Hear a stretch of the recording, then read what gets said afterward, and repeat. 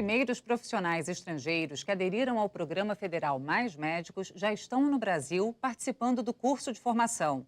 Depois que concluírem as aulas de saúde pública e de língua portuguesa, mais de 600 médicos cubanos começam a atender a população brasileira nos municípios onde, atualmente, não há nenhum profissional. São cidades, de acordo com o Ministério da Saúde, em que nenhum médico brasileiro se dispôs a atuar.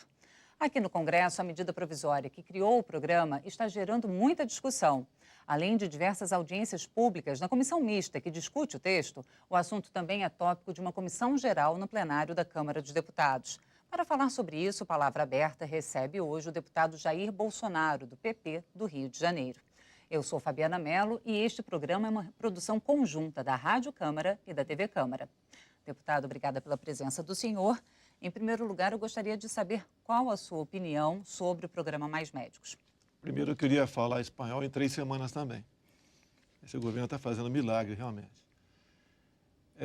Esse programa do governo começou há 1 ano e meio, não começou agora. O próprio senador Humberto Costa, no ato falho, acabou divulgando isso a semana passada. Então, concluo que o senhor é contrário ao programa. A forma como está sendo proposto, sim.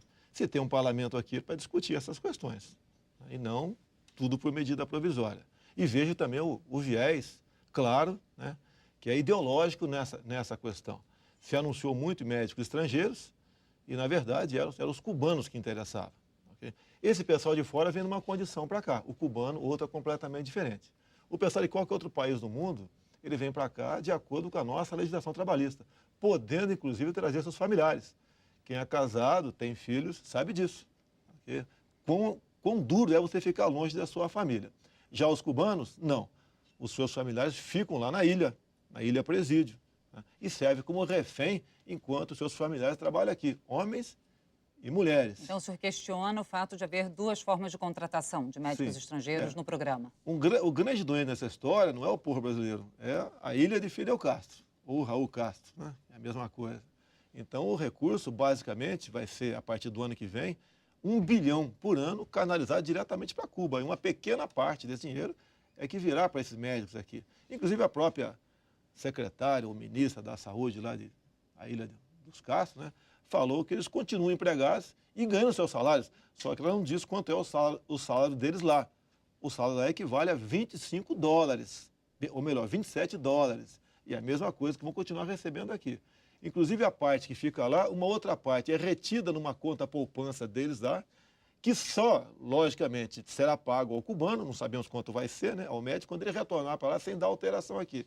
E nos mostra a história, esse pessoal da Venezuela, que cada grupo de médicos tem um fiscal no meio ali, é um agente de Estado que passa o relatório de que cada um faz. Em fazendo coisa que não interessa para o governo cubano, eles são imediatamente repatriados.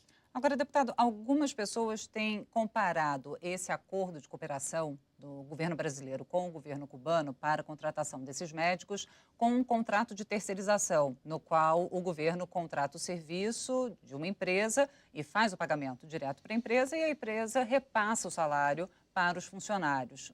O senhor acha que é cabível essa comparação? Essa comparação aqui no Brasil, né, que eu sou contra, porque, na verdade, cada R$1 que o contratado recebe, a empresa leva 4. É uma exploração. E geralmente está na mão de pessoas que têm influência na política, essas empresas aqui. Agora, o governo cubano sequer vai pagar um salário mínimo para esses médicos. Sequer vai pagar um salário semelhante ao que os médicos aqui no Brasil recebem. O PT está acostumado, por exemplo, tem 22 mil cargos de comissão e 30% do salário desses funcionários fica com o partido. E ele vai para o fundo partidário. Estão fazendo a mesma coisa. O fundo partidário de Fidel Castro, o comunismo, o socialismo, a ditadura castrista, vai levar, no meu entender, em torno de 90% do que seria, né, o salário de cada médico cubano aqui no nosso país. E eu questiono a questão de médico cubano. Eu sou filho de um dentista prático, né? O meu pai não era dentista. Ele exercia de forma ilegal a sua profissão e sofreu pressões por causa disso, justas até. Mas ele sustentou seus 6 filhos, né, criou 6, agindo dessa maneira. Agora, um erro do meu pai, você perderia seus dentes, por exemplo, um dente ou outro. Agora, um erro mesmo, você perde a sua vida. E sem um exame de revalida, pelo que eu converso com os médicos, é um exame que dá para você realmente medir um pouco da qualificação daquele profissional, tá? Sem esse exame, nós podemos ter verdadeiros açougueiros aqui atendendo os pobres, enquanto a cúpula petista, né, a própria Dilma, o Lula e agora o Zé Genuíno, são atendidos no Sírio-Libanês. Ou seja, para o povo, os carniceiros, né, esses médicos formados lá sabe-se como. E para a elite do Partido Comunista Petista, né, é o Sírio-Libanês. E se fosse incluído, se durante a discussão da medida provisória fosse feita a inclusão da exigência do revalida, o senhor acha que o programa, então, poderia ser aprovado? Aceito, poderia ser aprovado. Eu ficaria com a ressalva apenas do socialismo, porque os livros escolares estão aí, eles pregam basicamente ali que o capitalismo é o inferno e o socialismo é o paraíso, idolatram Fidel Castro, dizem no livro escolar até que Osama Bin Laden é um político de direita e por aí afora, né? Com o revalida da própria classe médica, eu não falo por eles, mas tenho contato com eles, né? Eles são favoráveis a isso aí. Agora, o que o governo está preparando nessa história também é um revalida pelas universidades, né? Onde nós entendemos que a universidade simpática ao governo vai fazer um exame de revalida para inglês ver. Aquele que até eu, como capitão do Exército, passaria e para regularizar a situação deste pessoal. Ou seja, isso questiona a qualidade do exame que seria, a seriedade do exame que seria aplicado? Sim, nesse novo segundo tempo do governo, né, as universidades fazendo esses exames aqui. Tem que se aplicar a prova de revalida como é aplicado atualmente. Tem uma lei federal para isso, o governo está revogando na medida provisória, na verdade. Tá? Então tem que ser dessa forma para que se possa, esse médico até ser responsabilizado num possível erro médico na frente, uma falha na frente, na maneira como está. Quem vai se responsabilizar, já que ele não está autorizado, né, a exercer a medicina com clareza e com segurança. Agora, do ponto de vista do senhor, deputado, qual seria a solução, então, para atender a população em todos esses 700 municípios, mais de 700 municípios, onde os médicos brasileiros não trabalham, não se inscreveram no programa, não fixam residência e a população fica desassistida? Se o governo pagar um salário compatível e der meios para ele trabalhar, ele vai lá e cumpre sua missão. Você pode ver, você pegar um médico hoje do Sírio-Libanês e levar para um local desse distante, para onde estão indo os cubanos, né, a capacidade desse médico curar alguém lá ou salvar alguém vai ser a mesma do cubano, porque não tem meios. Então não basta, é a mesma coisa se você, por exemplo, está com problema de fome, né, numa dela região. Você contrata cozinheiros, se na despensa não tem o que botar na panela e no fogão. É isso que o governo está fazendo uma política, jogando inclusive a classe médica como os vilões dessa história, e apenas ganhando simpatia dos pobres. Mas o senhor acha que a reação de alguns médicos pelo país foi adequada? Indo para o aeroporto, indo para o local da... Eles, no meu entender, eles foram não para vaiar ou achincalhar ou ofender os cubanos, não.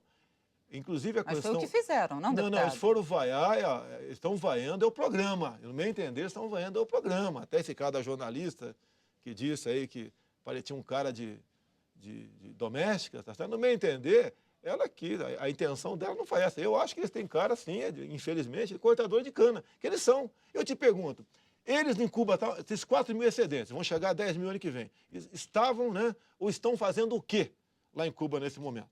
Alguns falam que a saúde cubana é maravilhosa, né?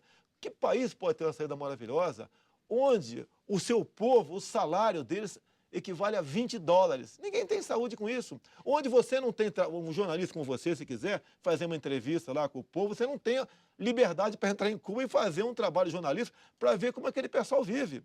Os que vêm para cá e comentam, você tem cota, por exemplo, 1 dúzia de ovos por mês para cada família. Você tem a caderneta do supermercado. Você pode comprar só aquilo que está previsto você gastar todo mês. Onde, inclusive, cada esquina tem um agente de Estado que denuncia qualquer coisa errada que, porventura, eles acham que você estiver fazendo. Se você comprar, por exemplo, algo qualquer no câmbio negro, que é comum acontecer lá, você é denunciada.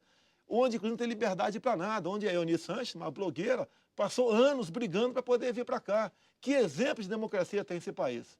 Agora, tem uma afinidade muito grande com o governo petista no nosso país.